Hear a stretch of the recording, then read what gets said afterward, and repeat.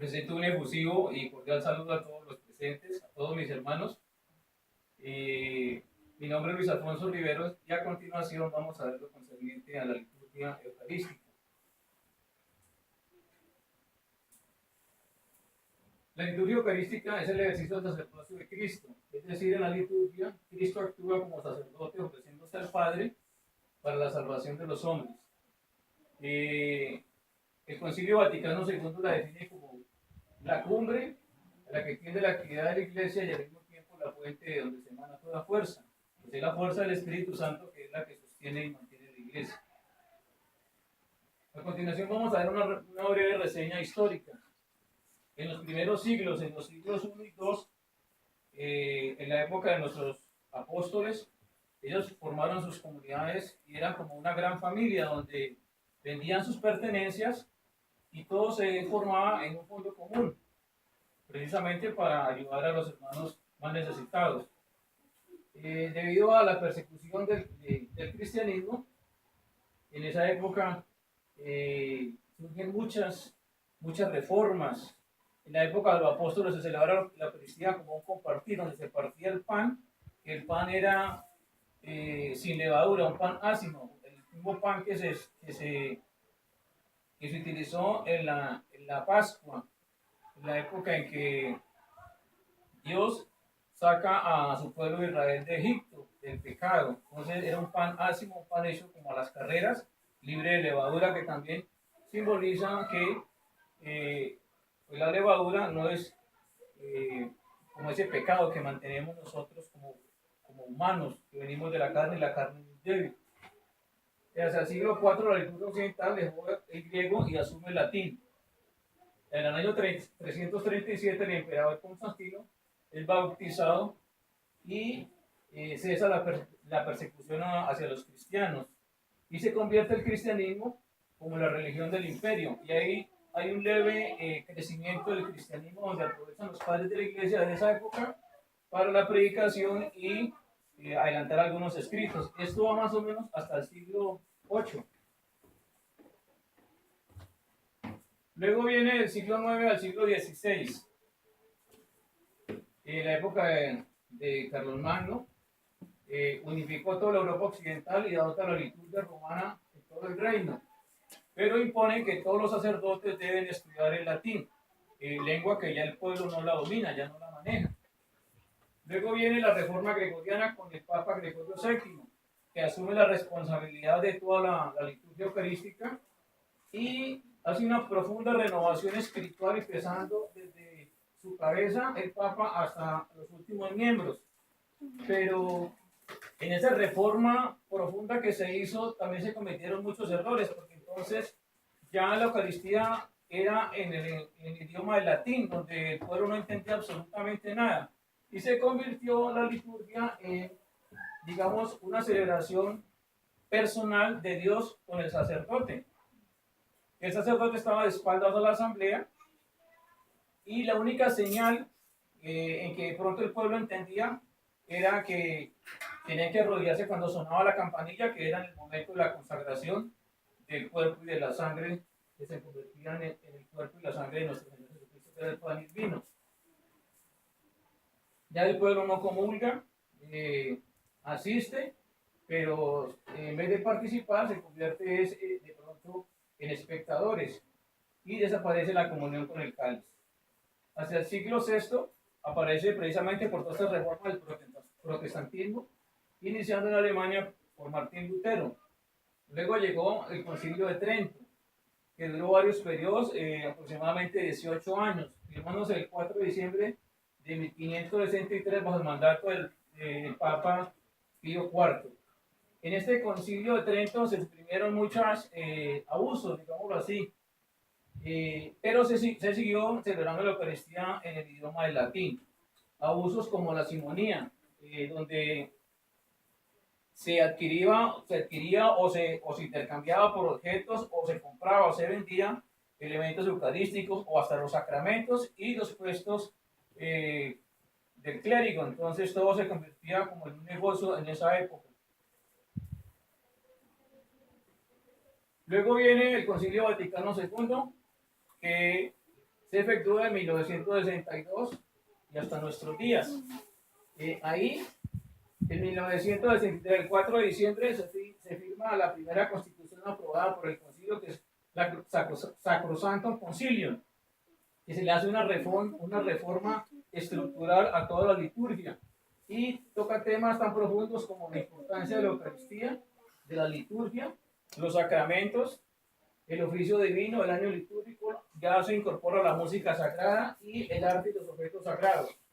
Se volvió a las fuentes, a los padres de la iglesia, o sea, a los antiguos escritos, a los antiguos padres de la iglesia que venían desde los apóstoles con los escritos en la forma en cómo celebraban esta liturgia.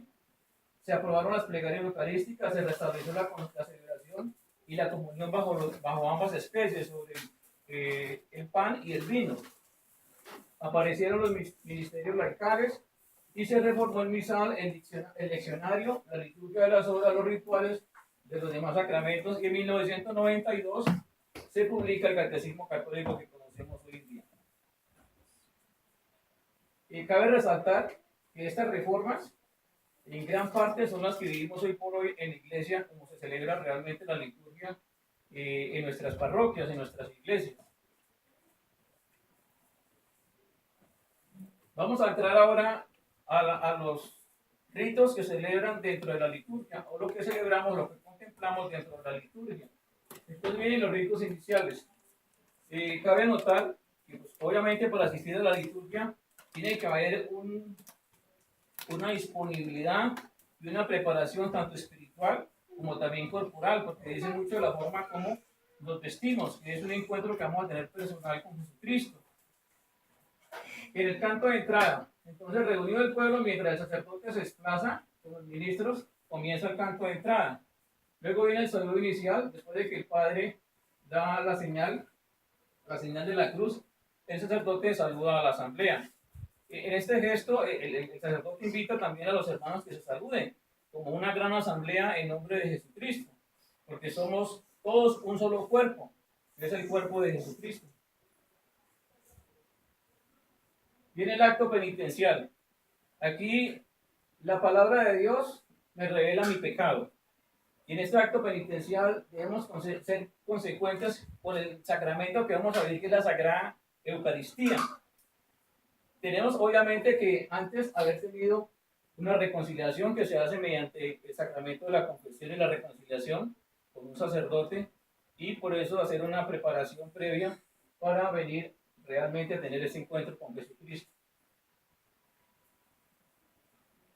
Viene gloria, un canto en que los fieles aclaman al Señor y piden su misericordia. Se hace entre el sacerdote y la asamblea, ya que el sacerdote pasa a ser parte de esa misma asamblea. Viene la oración colecta. La oración colecta al sacerdote en nombre de toda la asamblea hacia el Padre, en la que recoge todos los elementos orientados hacia ese Dios que nos reúne para alimentarnos con su palabra y con su pan. El pan, que es pan bajado del cielo. Luego viene la liturgia de la palabra. Digamos que la liturgia eucarística se divide en dos partes, que es la liturgia de la palabra y la liturgia propiamente eucarística. En esta liturgia de la palabra nos disponemos a recibir el alimento por medio de la palabra, que es palabra de Dios. La primera lectura siempre se toma del Antiguo Testamento, que es donde Dios, a través de la historia, nos cuenta la historia a través de su pueblo Israel y sus profetas. Luego viene el Salmo, que puede ser proclamado o se puede hacer cantado. Viene la segunda lectura, que se saca del Nuevo Testamento, donde Dios nos habla a través de los apóstoles.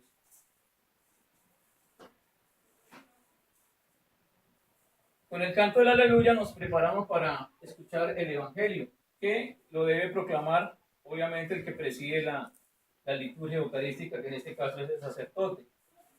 Al finalizar aclamamos diciendo: gloria a ti, Señor Jesús. Los evangelios sinópticos se distribuyen de acuerdo al ciclo. En el ciclo A corresponde el Evangelio de Mateo, en el ciclo B el de Evangelio de Marcos, y en el ciclo C el Evangelio de Lucas. Viene la homilía.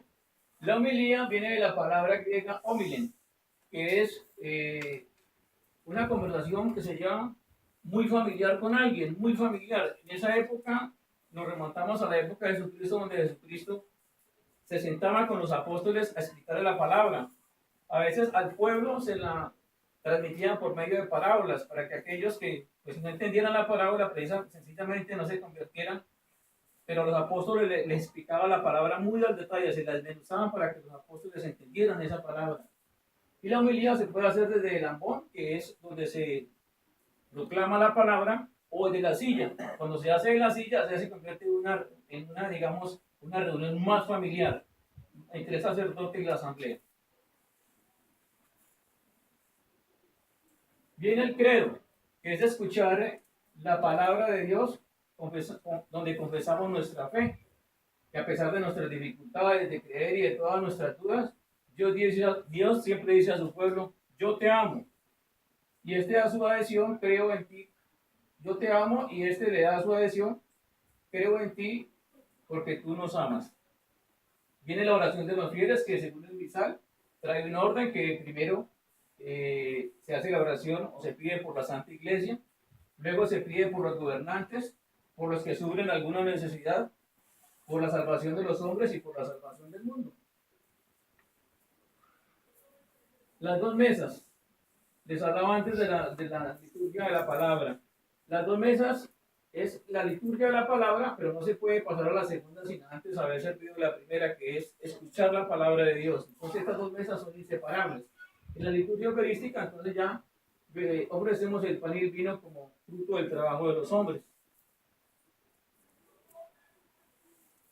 Viene la liturgia eucarística, que es la segunda parte.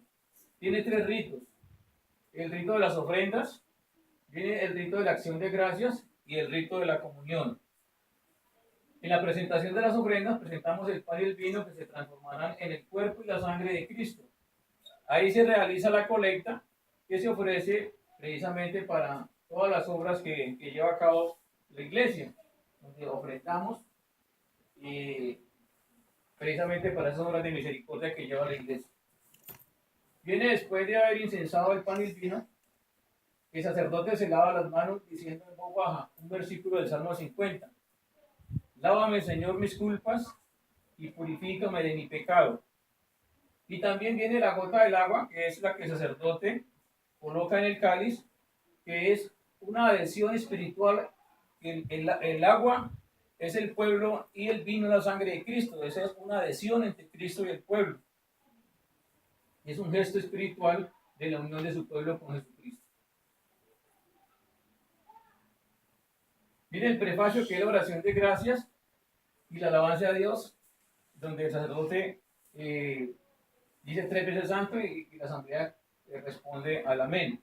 Viene la epiclisis, el celebrante, que el sacerdote extiende las manos sobre el pan y el vino, invocando al Espíritu Santo, que por su acción se transforme en el cuerpo y la sangre de Jesucristo.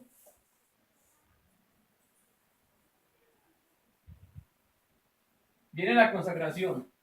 El sacerdote, en memoria de la última cena de Jesucristo, pronunciando las mismas palabras de Jesús: el pan y el vino se transformarán en el cuerpo y la sangre de Jesús, y hacer esto en memoria mía.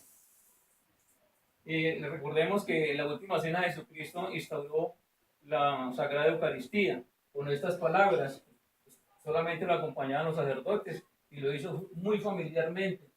Entonces, seguimos siguiendo esa misma tradición. Viene la aclamación, que es el misterio central de nuestra fe.